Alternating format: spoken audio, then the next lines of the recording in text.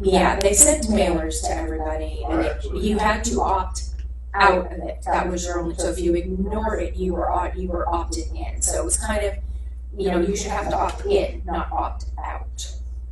But there were many people that were caught by surprise, including Steve Ding, when he showed up to vote and couldn't vote for his own race.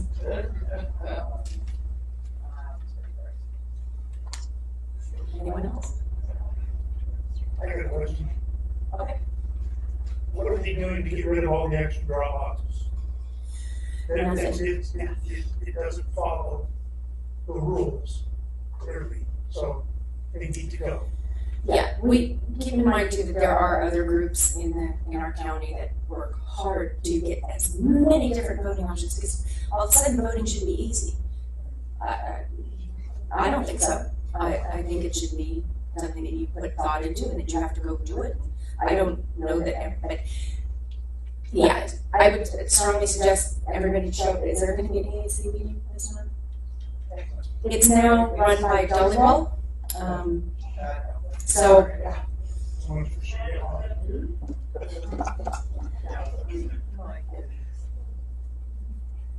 questionable ballots, or those that they said they were curing, do we know if those actually got counted or in the certification of those?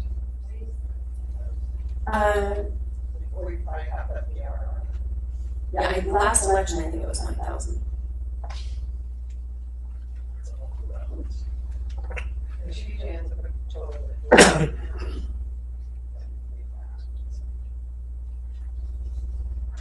All right, I'm turning it over to Carla now. So the second handout is what I'm going to be talking about. Like Roger, oh my gosh.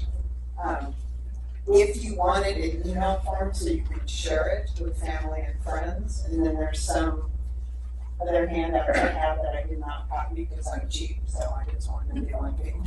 So I can pass this around if you want that, and then I'll make sure you get both our copies and then some of the other things I'm going to be talking about. So if you take the one that has at the very top, that's 2026 general election. That's the one in November. So just to go back a little bit, the one reason we're talking about the vote by mail ballots, when people go in the polling place, they think they're voting in person. They are not. They do not count as that statistic because they're just dropping it in the box. So you might as well go to the post office or go to the drop box. I mean, this doesn't mean anything. So that's why we want to convert everybody, because we want to show that they're not using the drop boxes. And one of the main pushes lately, so as you know, the federal government has stopped funding a lot of stuff, especially in California, because we have jerks up there. And the state doesn't have any money.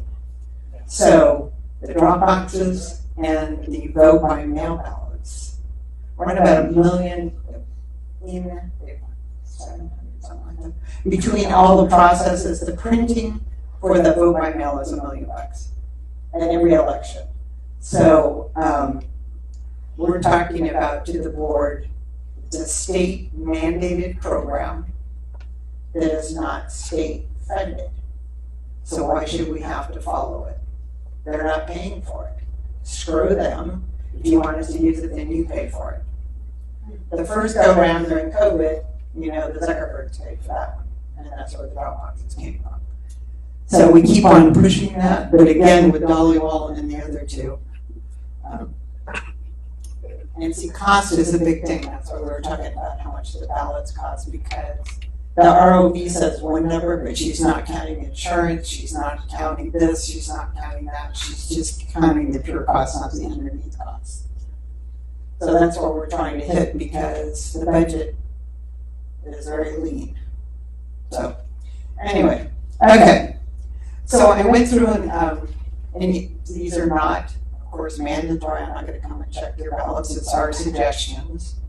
For governor, we suggest Steve Hilton. Secretary of State Don Wagner. Herb Morgan for controller. Jennifer Hawks for treasurer.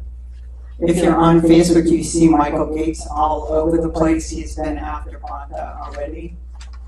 which is excellent. Insurance commissioner, which is Stacy, I'm not even going to try to say her last name, Garden. Superintendent of public instruction is one that Marilyn was talking about, that they stripped her of all her powers, Sonia Shaw. State Board of Equalization, District 1, if you all know Shannon Grove from the Lancaster area down that way, she's been very much pushing different good legislation. Congressional District 5, Tom McClintock. Congressional District 8, Rudy Rizal, thank you.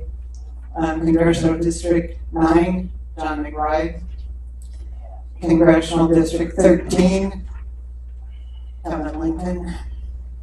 Okay, so Assembly District 9, we refused to endorse Steve Flora, but the other choice is Matt Adams, who's a Democrat. So that's why it says no endorsement. You can do what you want there. And then Assembly District 13, and I'd never thought I'd be saying this, but Tom Pat. And if you wanted to see two candidates, Don Wagner and Jennifer Hawks, they're going to be at the Republican Central Committee, our Lincoln Day dinner. And so there's a flyer back there. Get your tickets soon if you want to. The price is going on Saturday. Okay, so all the propositions are out. They've all been numbered. And so I'm going to go through them just a little bit. And I kind of gave you a little bit of a definition on most of them. And how I look at it, if it's bonds or taxes, it's no. We don't have any money. So they were passed. You agree for the copy? Who has the big pile of, it's the one with the red. You have, Christian, you have yours. So where are the rest of them? Yours.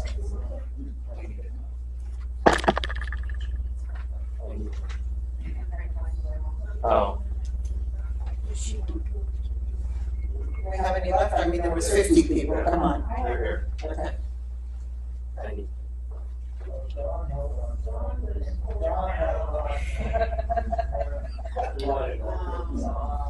I went to Freeman.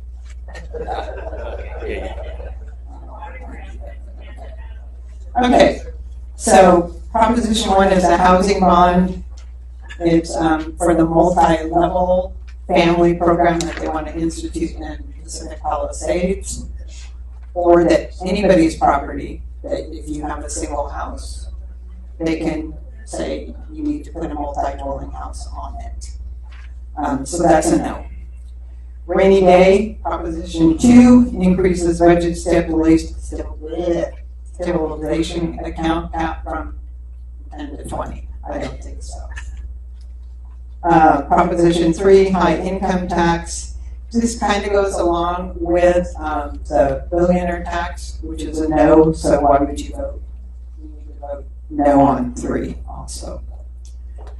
Proposition 4 is public fundraising, allows the state and local governments to create programs to provide candidates with public funding. Okay, I look at this, they're buying votes. So that's a no. Yep. Proposition 5, recall reform. Oh my God, we do not want this one. After they vacate an office, they can eliminate the election. So if we recall somebody, it gives, more than likely the governor is going to get the power to select somebody, like he did with the DF, to take Feinstein's place. 37 is a homeowner loan. It establishes a second mortgage home buyer program. This one goes back and forth. You'll find some yeses and nos. Again, a bond for $25 billion. I don't think so. And again, these are just suggestions looking at things that are going on. So Proposition 38 is kind of iffy, but I don't like it because it's I don't even know how to pronounce it. But it's regarding doing cell research on immune systems, cellular stuff, and I'm like, yeah, no, I don't want you to do that. It's vague in what it wants, and it's $8.4 billion. Okay, so Proposition 39, and Marilyn was talking about this one earlier. Okay, so when the original initiative was done by Carl Mayo, it said establishes additional voter education and citizenship verification requirements. And then it went through it. What he changed it to prohibits citizens from voting unless they present a government issued ID. A lawsuit was filed on Friday against Bonta because now he's made it look like it's voter suppression, and it's not. Yep, exactly.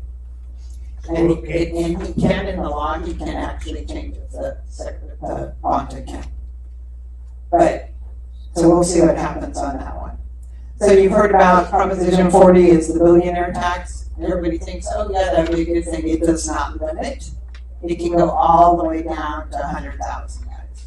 They're not going to tell you how big it is. Okay, Proposition 41 requires state laws and ballot initiatives levying a new special tax. So they're going to go backwards because this is January 1st, 2026.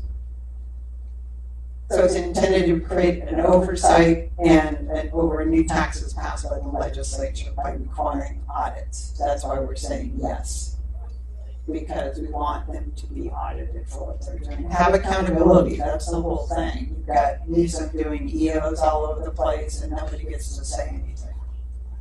Okay, Proposition 42. And this actually goes in with 43 also. It prohibits enactment of new taxes after January 1st, 2026. See that again, on ownership or accumulations of holdings. So what they're trying to do is to stop that you own a house, right now it's worth, we'll say, $200,000, but it has the potential to be worth $1 million, and they want to tax you on the $1 million. Okay. Same with any kind of stocks or anything like that. Okay, Proposition 43, this is the one that saves Proposition 13. So 13, it's been around, I couldn't tell you how long, a long time, and that was the one to keep our property taxes based on the actual market value. They want to change it again, so this is the initiative that requires a 2/3 votes by the electorate to enact, extend, or increase local special tax initiatives and prohibits local governments and ballot initiatives from enacting assessed monetary value instead of a flat fee. So you want yes on that one. Proposition 44 kind of goes back and forth. You'll see, let's see, I think this is here. So Cala says yes on this one, so I just kind of left it, you kind of read it. It prohibits healthcare clinics, specifically federally and related organizations, from spending less than the 90% of their annual revenue on their mission. So I kind of go back and forth on that. And then the last one, Proposition 45, and again, you got people all over the place on this one, so we had Molly do the research on this one. And this one is good for farmers. So it's SJCRA reform that will create strict timelines and judicial reviews on various projects, including the water storage that has to do with the conveyance. And I know we keep on voting it down and we think it has gone away and then it comes back. It keeps on coming back. So, and then the last item here, and it's something that DeMaio from California, Reform California. And I know this, I'm going to bring up a bad subject, but I'm going to talk about it anyway. Ballot harvesting. Okay, so it's legal in the state of California. If you have neighbors that can't get to the polls, and I know we're pushing going to the polls, call them, say, I can take your ballot in, you just have to sign the right side, and you can mail it or drop it in a drop box. And they can sign it with the tax. And if you sign as the witness to them signing it as tax, it doesn't go through any signature verification.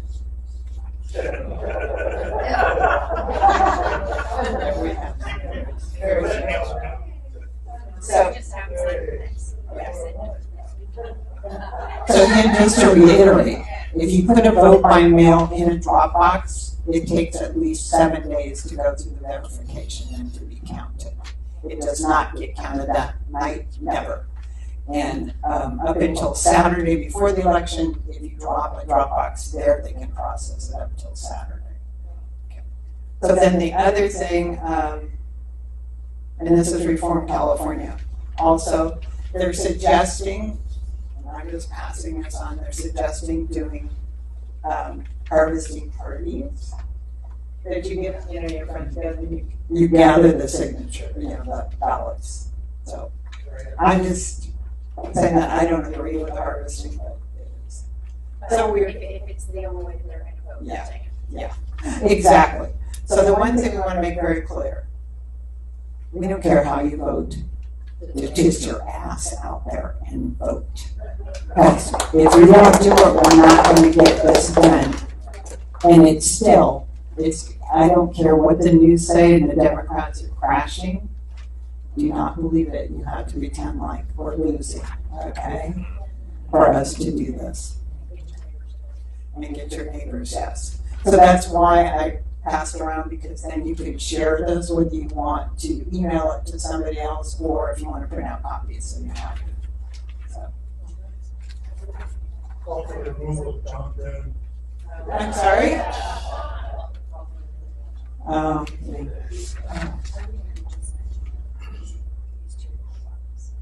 Yes.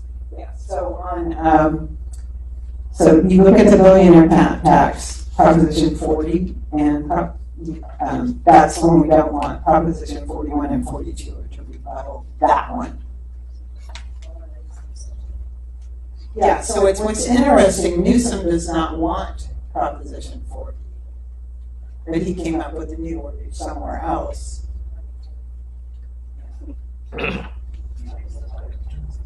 Yeah. So, any questions, sir? Okay. Thank you.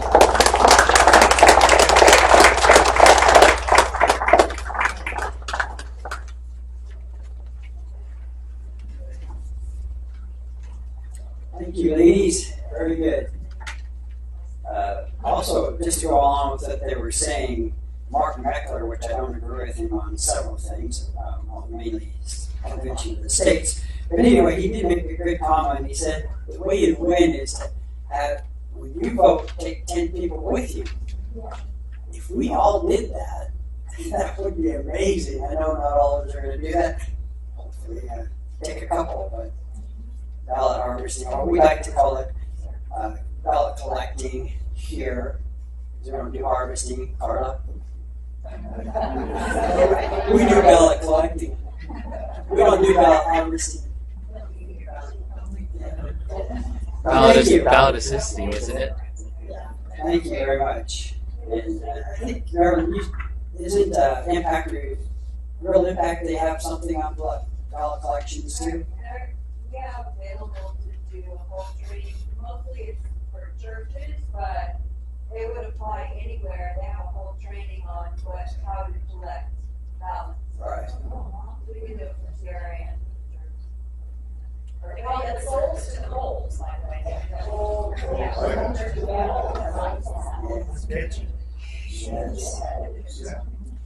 All right. Well, thank you very much. Appreciate that. Going on with our agenda, we've got we're at the candidates and elected officials and guests, and we do have a few candidates here this evening.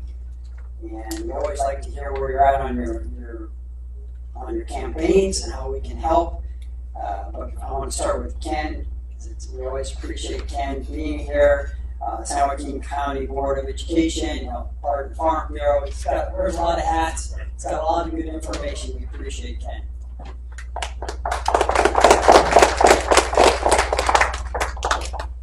Just two quick items tonight. At our last meeting, we seated 2 new board members of the Board of Education for 6-year terms. One of them, Jesus Andrade, who was appointed to the board to fill out the term of Doug Vigil, who passed away. And he has now a 6-year term. He represents Stockton. The other one is Greg Leland, to represent the 4th district. Vern Gebhardt was turned out, so Greg is a former principal at Lathrop High School. Both these people were unopposed, so they took the oath of office at our last meeting. Another item coming up is at the County Board of Education. We serve 14 school districts here in San Joaquin County. Those school districts all have evening meetings. And a lot of times we have administrators from those districts who need to come to our meetings. So we always meet on the 3rd Wednesday at noon at the Board of Education headquarters on Arch Road. Once a year, we have an evening meeting. That evening meeting is coming up this month, August 19th, Wednesday at 5 o'clock. If you wish to attend a county school board meeting, please come then and see how the county school board operates. So those are just my 2 items tonight. Any questions? If not, I hope to see you on the 19th. Thank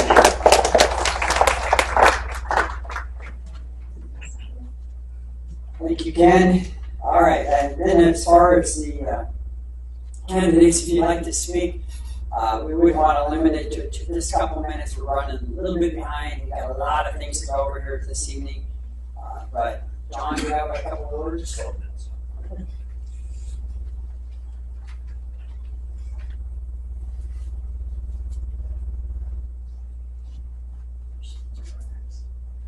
Good evening, everyone. I want to welcome you tonight and let you know that our game plan has been implemented of every city every Saturday.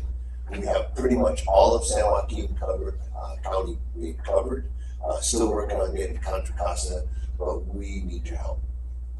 So what we do is every Saturday, and I don't expect everybody every Saturday, but if we can get 6 to 8 people every Saturday in every city out door knocking, it helps a whole lot. We give you the door knocking list, and you go out and knock on doors, but we need the volunteers to get out there. To win, you need a good game plan. This is a different game plan. I believe it's a successful, but everybody's got to play their part.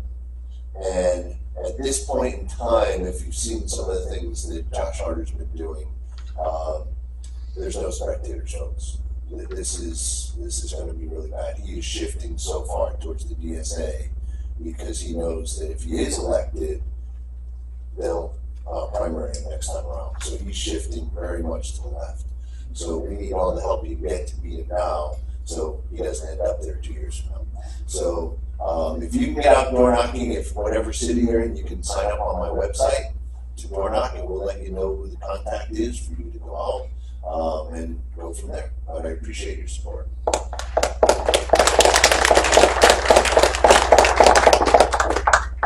Thank you, John. Mike? Mike's running for Lodi City Council, District 1. All right. And yeah, we need help, John, and an additional reason is because Josh Harder has an employee that is the campaign manager of someone running my race, who's a 26-year-old, very progressive kid, and so the better you do, the harder you make it on him. Unless that employee's going to help the guy in my race. My group in District 1, City of Lodi, I think is running very well. If you're seeing Lodi, if you've been to Lodi recently, you'll see there's a whole lot of signs out. I've got about 3,000 doors, houses to sit and see, and made a commitment to getting everyone. I told Jim, I really want to walk tonight. Didn't I tell you that? And you go, yeah, we'd really like to see you. So walk earlier when it was hotter. And if you have trouble sleeping, here's what I recommend. Run for office and go walking through the Central Valley in the summertime. Because I am dying back there right now. But I've got to do about 970 houses. So I've got about 2,000 more to go. We'll have an opportunity. We'll have a request out probably in a month to ask for volunteers to walk too. But if I can get to every house myself, that's really the goal for me. And I had something very interesting happen tonight, and we're talking about election integrity. So there's ladies still here. Okay, they're talking. Hold on. Wait. So I went to a place definitely in the city of Lodi, because we're on the edge. And I knocked on this gentleman's door, an older guy, and he's never had a candidate come to his house, which I always like to hear. But he says, you know, something's really strange. I've never voted for a voting city council race. He goes, I don't know what's going on. I go, well, wait a minute, you're in the city limits. Now, I'll be honest, he was a little older and he was colorful, and I thought, well, maybe it was just one glitch. So I made my rounds and went across the street. The person across the street from him, his name is Tom. He was the public works director for San Joaquin County. This guy's no dummy. And him and his wife said, absolutely, we haven't voted for a city council race. So I'll just ask, how do we figure out why these people aren't? And they said it's not like 4 years, it's just like since they've lived there. So I find that very interesting. So if anyone has any tips for me, how to help these folks, I think that would be interesting. You need to call the registrar of voters. Okay, yeah. And they don't have the addresses. Okay. And ask why they're not. Yeah. They can confirm whether they're, yeah. I don't, Or ask what district they're in. yeah. And it's what she says. They say they do get the city Lodi bells, and they're in the city Lodi. Anyway, so things are going very well, and we've got interviews for different enforcement police and stuff going on. But I appreciate all your support, and again, thank you very much. Thank you, Mike. And if you think it's cold in here, it's because of him. He said he was going to come only if there was air conditioning.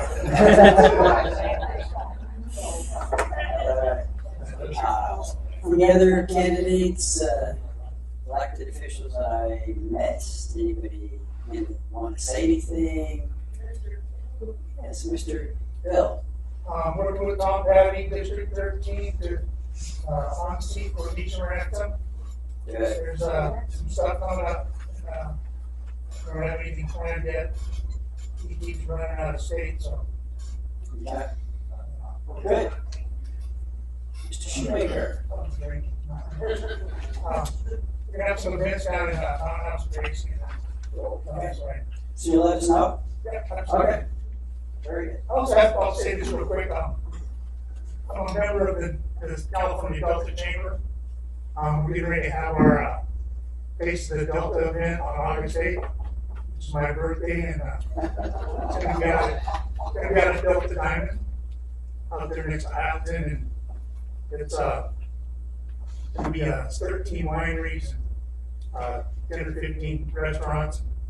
The ticket you pay, you get in, you sample the wine, and you eat the food, and listen to the music. And try to have a car show that day too. So I got tickets for anybody wants them, 45 apiece. Okay.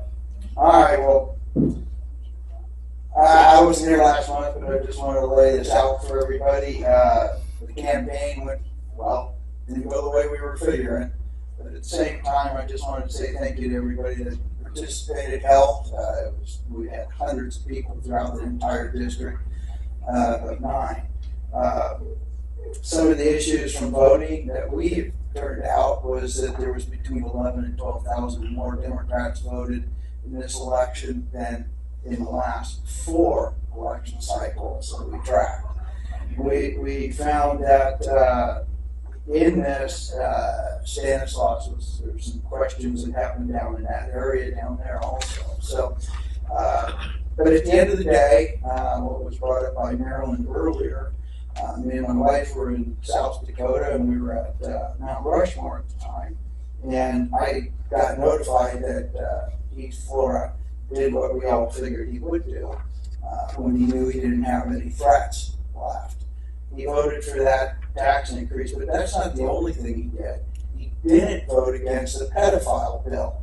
Now, it didn't go through, but it's still, why wouldn't a person with at least a little bit of values stand up against allowing pedophiles to run for office? So we got 2 years that are going to be dealing with him, and he's going to go completely to the other side. He's looking at being, in that. He's also looking at supporting another relative of his in that race. I already announced I will be running in 2028. As of right now, his relative has announced also, and the media has, well, we were in the paper in a couple locations about this, but I will say, we were trying to think about whether we could do a write-in campaign for November. Because I'm going to tell you, voting for someone that votes with the Democrats as much as he has, and in a leadership role. The whole principle behind why we were running was to hold these people accountable. Because that is what this is about. Those that get into leadership or into a voted position take an oath of office. And unfortunately, too many that are in that position today, it isn't about the people, it's about what the gain is for themselves or in their business or what they're doing. And just this came across me today. This is this is a quote with Noah Webster. And I thought this was just so ideal for today. When you become entitled to exercise the right of voting for public officers, let it be impressed on your mind that God commands you to choose for rulers just men who will rule in the fear of God. Amen. The preservation of a Republican government depends on the faithful discharge of this duty. If the citizens neglect their duty and place unprincipled men in office, the government will soon be corrupted. Laws will be made not for the public good, so much as for the selfish or local purpose. Corrupt or incompetent men will be appointed to execute the laws. The public revenues will be squandered on unworthy men, and the rights of the citizens will be violated or disregarded. If a Republican government fails to secure public prosperity and happiness, it must be because the citizens neglect the divine commands and elect bad men to administer the laws. Intriguing men can never be safely trusted. We have got to take our liberty back and our freedom, and we got to start looking at each and every candidate and go back into their history of what it is that they did to help protect us or serve us or what was done. Because what we're going to be dealing with now in my race, I you understand, they spent almost $700,000 in this race against me. In that race, they gave $68,000 to the Democrat to make sure he would get enough votes to pull numbers. They pulled in a guy outside of Galt to run as a Republican. And if we were to actually expose his history, people would be just atrociously looking at where did this guy come from. So I'm just telling you, we're in a war. And it's a war of ideas and principles. And we have to start understanding. We have to have strategy. We have to look at how we can make inroads against the enemy. And they are the enemy. You know when Noah Webster made that quote, that stuff was not going on in his day. He was simply, giving a warning of what would happen, if you allowed, people like that into public office. Thank you, everybody.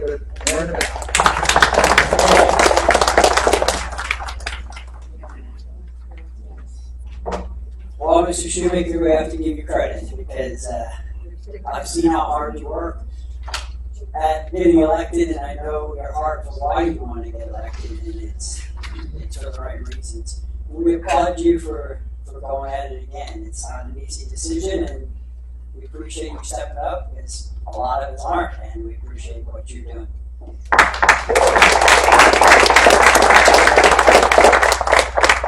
What he was talking about and what Noah Webster was talking about is summed up in Proverbs 29:2. It says, when the righteous are in authority and become great, the people rejoice. But when the wicked man rules, the people groan and sigh. So, let's go right.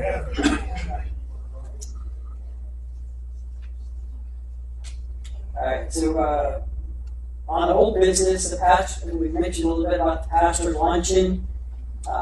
Marilyn has stepped up as a bid coordinator, so she's going to help pull this all together. She's got a lot of organizational skills that I lack. And so she's going to be reaching out to those who have signed up to help as far as getting decorations involved, serving, those types of things. Your name on the list over there that you already signed up will have one by your name. If there's not a one there you want to sign up, put a one by your name. Also on the list there's a column that says walk, and that's for those who are willing to walk. either for John or for Mike, whoever needs walkers, if you put your name on there, we can contact you. You can also go on John's website. Because we are trying to get the walkers coordinated for all these different cities. On the pastor's luncheon, we sent out over 200. We sent out over 200 of the invitations. A copy of those invitations are back there if perhaps maybe your pastor didn't get one, but Marilyn also designed this envelope for us, which is the 250 years of freedom from 1776 to 2026. So that was an envelope that went out. And the letter that went out had our logo and Pacific Justice Institute, and we ran this by Pacific Justice Institute to make sure it was okay. And they said, well, normally we don't allow that, but we like what your letter says, we like what you're doing, so go for it. So they allowed us to put their logo on there. So far, we requested that they RSVP by the 31st. Most people don't do it until about the 31st or after. So one of the tasks that we're going to do is we're going to be calling, starting next week, we'll be calling people to find out, these pastors to find out who's coming, how many are coming, because we've got to make arrangements on what we're doing here. How many do we have so far? I'm glad you asked that. You got one. But you know what? That's a beginning. And they aren't due yet, so that's kind of expected. But anyway, we do have some sheets back there that have the pastors' names on them, and we've already given out, I think, 3 or 4. There's 7 pages of these pastors, and what we need to do is call them. And after we get through the RSV period of the 31st, we're going to start calling these pastors and say, hey, are you coming? And how many are coming? And get their information. So Janine's got those lists back there. We need 2 more people to sign up to call. And if you wouldn't mind calling, there's a script back there that will help you with that. So it should be fairly easy to do. Joni? Is this for pastors or is this for their pastors too? What we said in the letter is that you're welcome to bring your spouses, or you're welcome to bring any other pastors and their spouses. So we opened it up pretty much to anybody that wants to come from their church. So we want to get as many people as we can to come to this. The budget on this so far, obviously it's going to depend on how many people come, how many pastors come. We're hoping that we get 100. That would be a good number. But the budget on that's probably between $2,000 and $2,500. If you're here for the reading of our financial statement, we have about $2,500. And then Marilyn mentioned the donation button. It's live and active on our website. So this all ties in. So if you can contribute, we would appreciate that. We may also look outside for some sponsors, maybe a couple of the bigger churches that really have been behind this. But if anybody feels led to contribute, I think this is such a key thing to do. Like I prayed earlier, we pray that these pastors will see the value in it. So Jeannie's got those sheets. If we need 2 more people to volunteer for calls, see her afterwards. And then also on the back table, we printed out what happened in the June election, kind of the results there, just so you don't have to go on and looking for them yourself. If you want to take a look at them, if you want to take a picture of it, but it pretty much goes through all the results.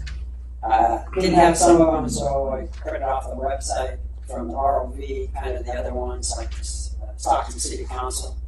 Those are there if you want to take a look at those.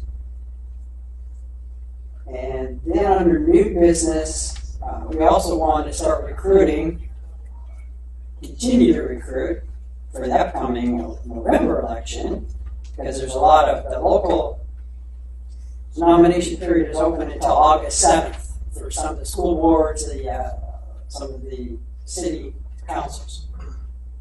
We have a lady that's part of our group, Alicia Boyer. She's from Tracy. She's going to run for city council. You see Mike stepping up at city council. There's Deanne Barth is going to run for city council. So there are a lot of newer people coming in and running, and we want to help with that. The Republican Central Committee has indicated that they'll assist anybody that wants to run with helping with the paperwork.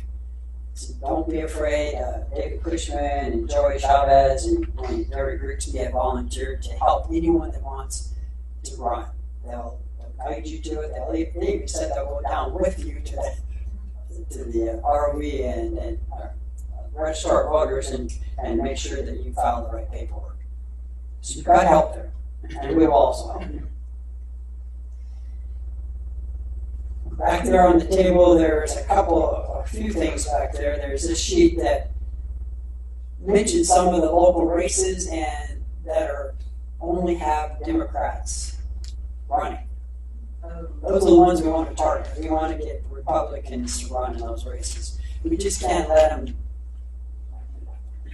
have a freebie. We're going to make it work for it. And in Lodi City Council, we've got 3 districts that are up. We've got District 1, which is Alan Akanishi, and he's probably not going to run again. So we do have Mike running in that one. District 2, Lisa Craig. Hensley is unopposed at this point. And then in District 3, in Cameron's race, there's several that have stepped up in that race. Also back there off the register voters, I pulled this off, which goes through and tells you all of the different elections that are coming up in November, some of the local elections that you don't hear about too much. We even mentioned some of the civic things that you can sign up for or run for, like irrigation board, those types of things. So there's a lot of stuff you can get involved with. Take a look at that if you would like that. So we want to encourage anybody that's interested in running. There's information back there, and we will help you do what we can. Yeah. Yes. I know you're short of time and stuff, but would you mind saying, just for the video sake, because this is going out public, the ones that are unopposed, the positions that are open? I mean, for Republicans to step up into? On the local ones? Yeah. Sure. We got San Joaquin Delta Community College, Area 3, and Area 4. Both of those are Democrats. Nobody's running on those. Stockton Unified School District, Area 6 is a Democrat. Manteca Unified School District, Area 2 is a Democrat. Lodi Unified School District, Area 4. He's an independent. His name's Courtney Porter, but he's not a very good person as far as well, he may be a good person, but he's not a good board member for the school. So if anybody's interested in that, it would be a good one. Lodi Unified School District Area 5 is Jeff Stroh. He's a Democrat also. So those are some of the local ones.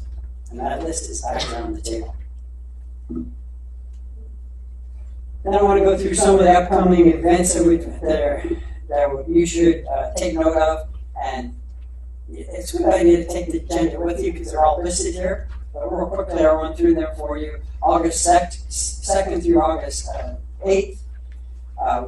Our church here is going to be praying for the city of Stockton. A lot of churches are going to be praying for the city of Stockton through the month of August. They divvy that up. Our church is taking that period of time, so you're welcome to join with us unless your church is doing that also.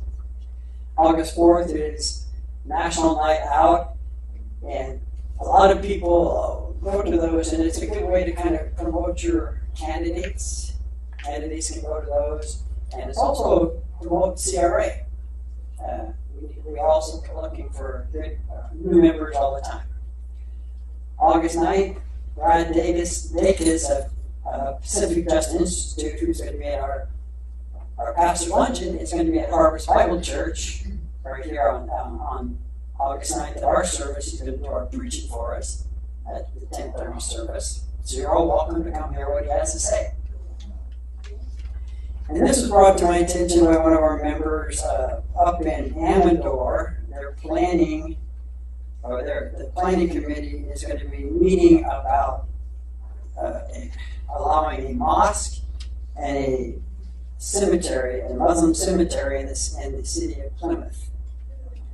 So if anybody's interested in going to that and checking it out and maybe speaking against it, there's information back there. I think there's only one page of it, so if you want to take the information, take a picture of it so you can go to that, that would be a good idea. August 14th, we're going to live stream the Healing Summit here at Harvest Bible Church. You're welcome to join us on that. It's a nationwide, actually a worldwide event that they have at the Oasis Church. We're going to do it in our church. We're going to live stream it. It starts at 4 o'clock on August 14th. And an important thing that they're going to do on this one, they're at the first part of this event, they're going to focus on Iran. That's a hot topic right now. That needs to come to an end. Because that's still bubbling over into our elections come midterms. They're going to use that against us. So we need that to come to an end. We need it to come to the right end. And we need to get rid of that regime. That's why we pray about that. So you're welcome to come and join us on the 14th at 4 p.m. August 21st, the Teenage United Federation is having an annual fiesta. I don't have anybody here that has information on that. I asked for a flyer. I haven't gotten it yet, but they are planning that. It's at Sonia Patola's. So if you know where she lives, go. if you don't, call her.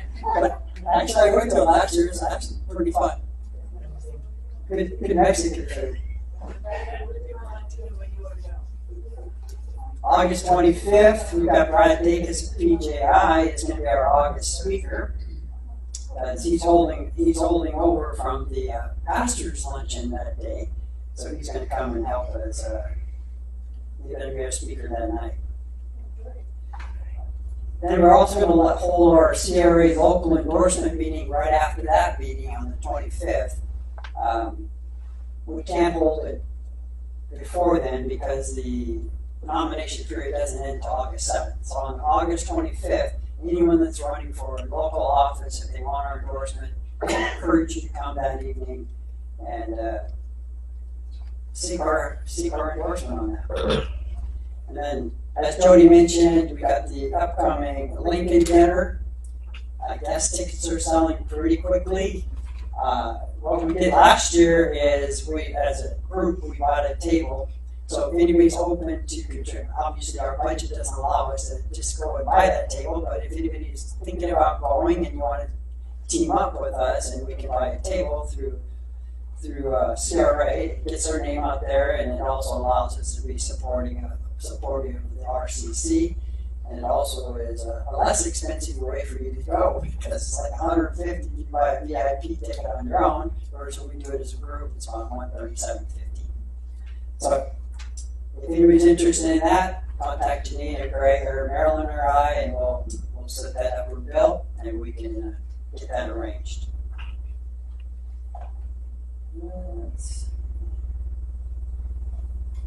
Cindy, do you have anything else to add on the or I kind of did it, but if you have anything more to add on those? I do a lot of volunteering with Reform California, and Come on up here so we can hear you. And see this video. Anyway,